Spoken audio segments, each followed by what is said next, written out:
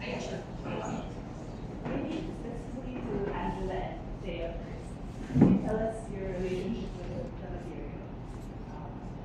Did you know about it prior?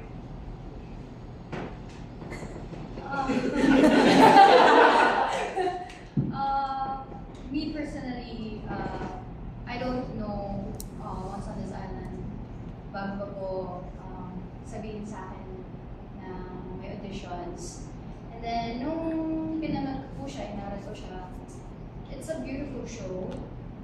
So, nung inaaral ko siya, when I came to the auditions, of course, grabe yung kaba and everything. Yung hunger to get the role is there. Kasi the story of Tim Moon is actually relevant sa generation natin ngayon. Kung papanoorin ng lahat talaga. It's very nakaka-touch siya ng puso.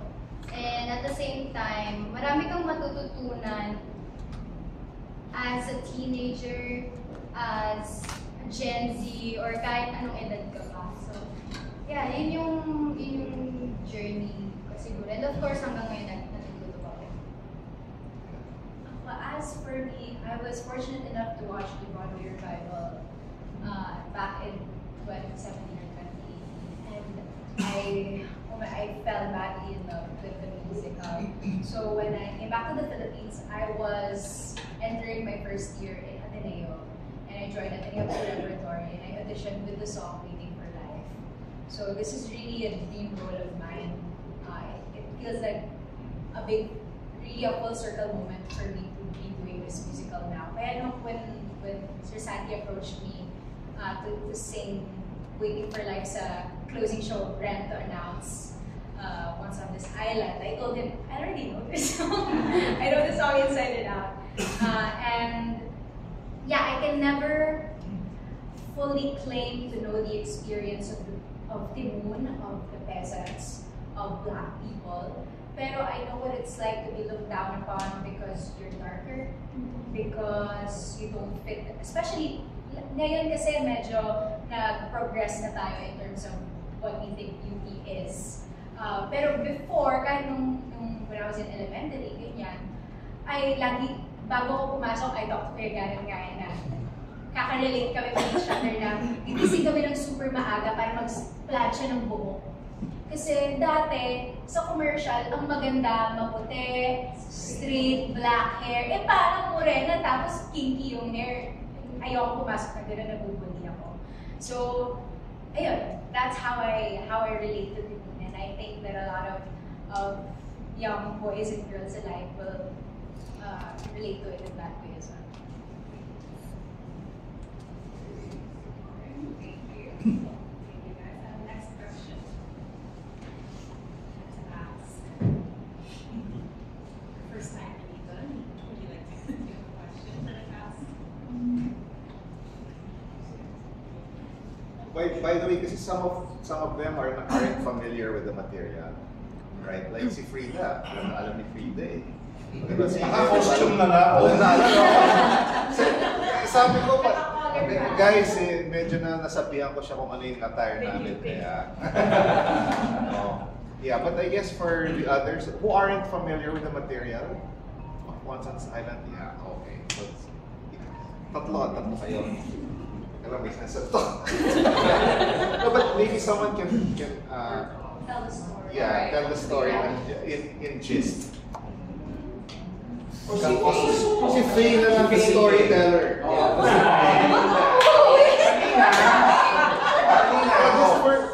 For someone who's not familiar with the material, what is it about? Or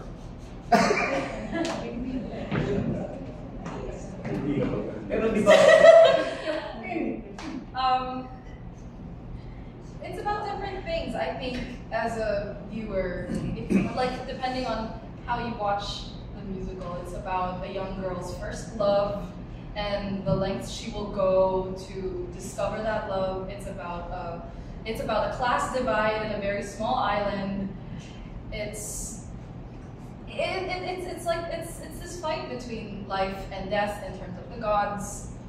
So, yeah. Without spoiling anything, can I spoil? No. You know Romeo and Juliet? It's not like that.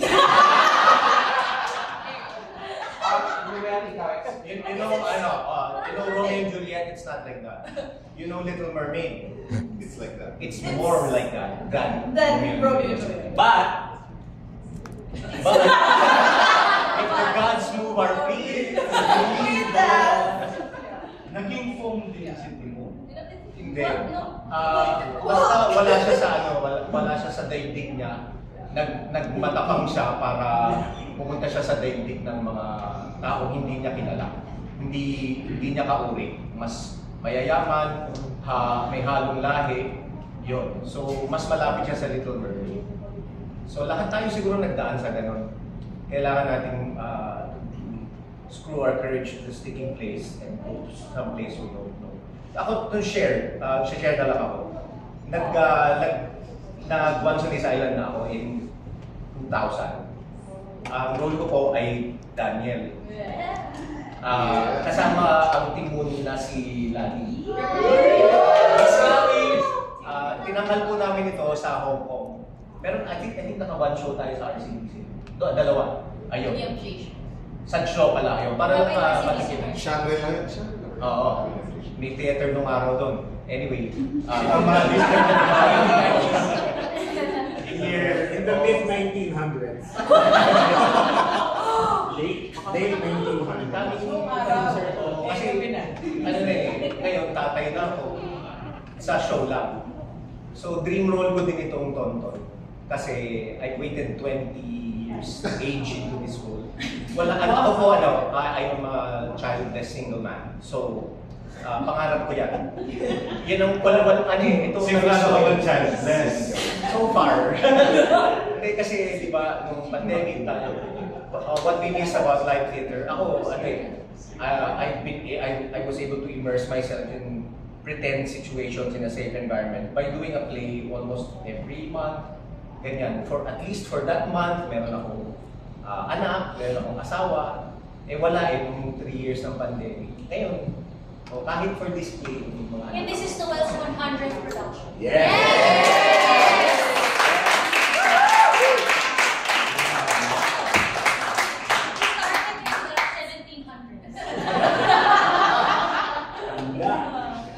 Production. Wow. Yes.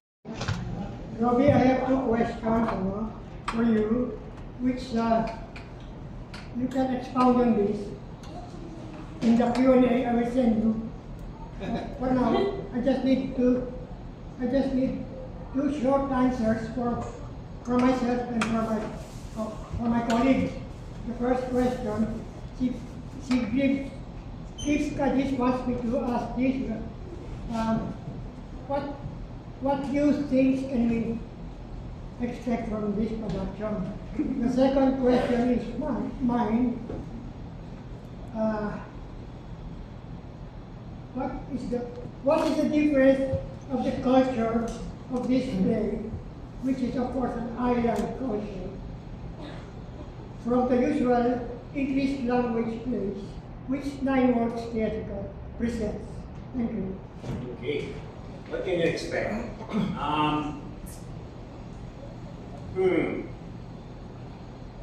You know, when we announced, or before we announced once, I asked PG, my wife, do you think there's still a market for Once on this Island? She goes, yeah, that's a classic.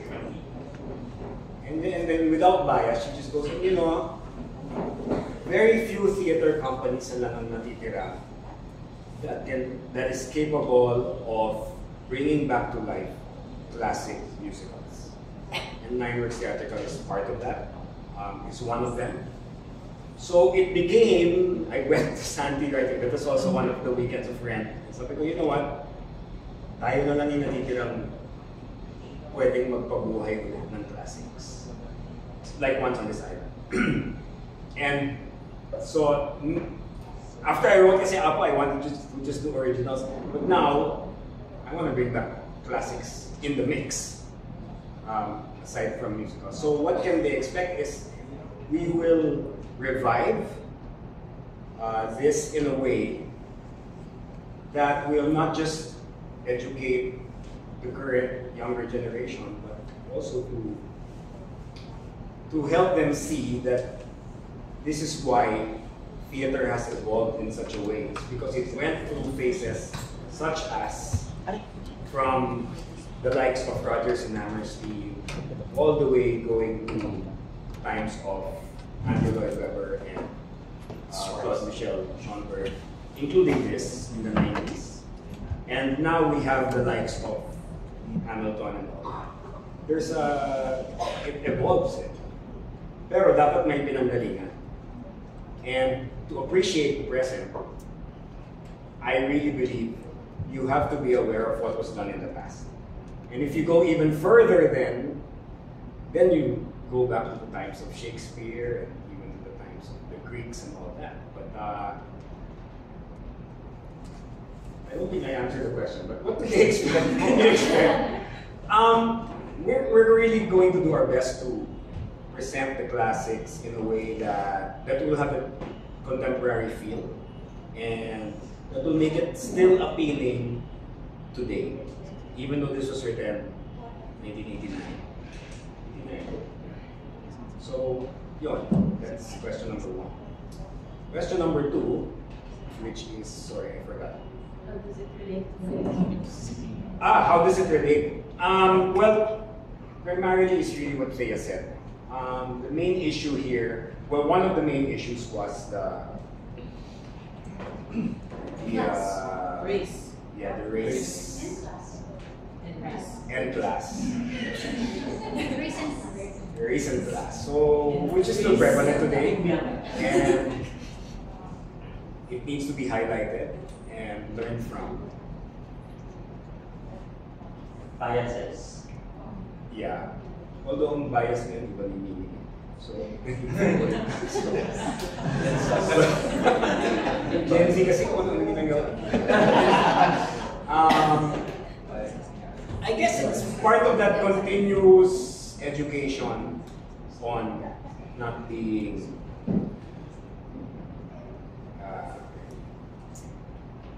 bigots based on color and based on class. This is a very endearing way of showing humanity, showing family, showing community. And it's probably one of the reasons why it's also one of my favorite musicals.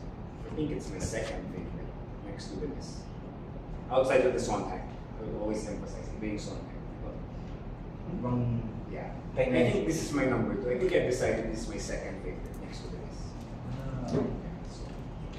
Wow. Okay. Hope that answers your question. Sorry. Is that okay? Is that Before we move on, I can expound more when you email me the question. Email mo na Tito Mads. Pag may mga question pa. The second question. Yeah, no.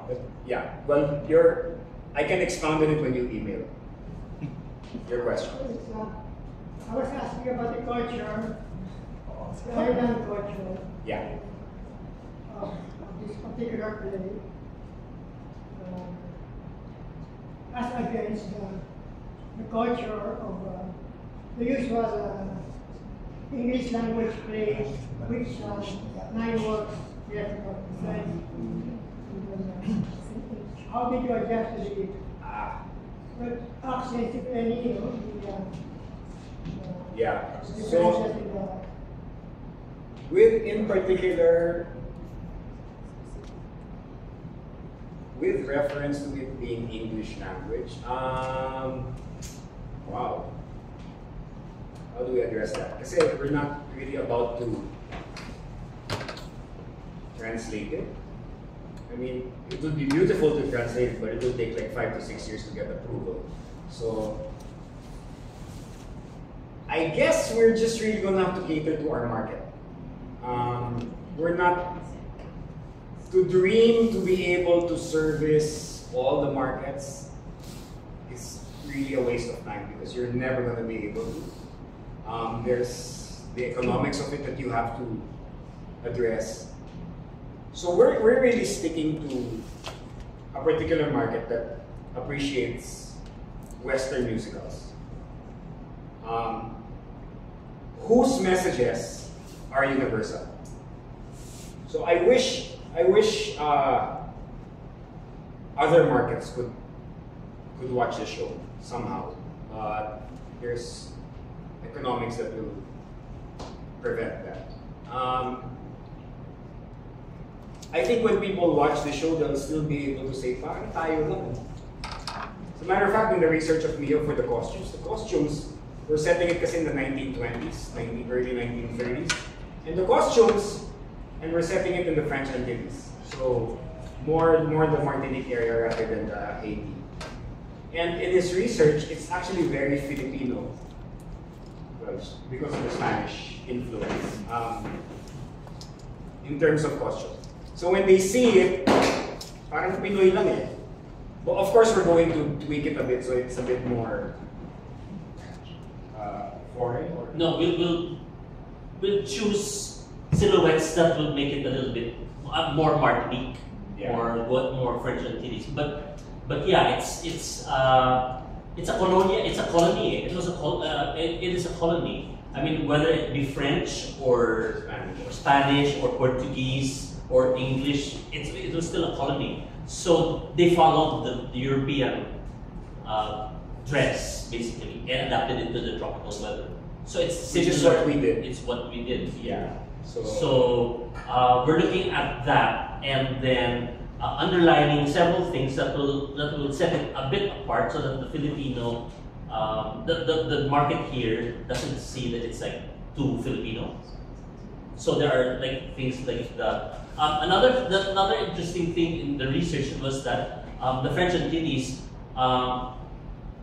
they had the slavery, they had the African heritage from the slaves, which worked in the fields, the sugarcane fields. So they infused African tradition, like even African voodoo and all these pagan rituals with Catholicism, with Christianity. So it's that. It's very interesting. Yeah, but it's very similar because it's a colony. It is a colony based on that. So it's an island colony in early 20th century. I will say this with finality though. Despite it being written in English, the message is universal. So it doesn't matter if you speak English or not. I think people who don't speak English, if they watch this, they'll get it. They'll get it by the movements, by the interpretations. The music is very, very communicative of emotion. So, yeah, it's probably why I really, really like music. It's number one. Yeah. We have new visitors.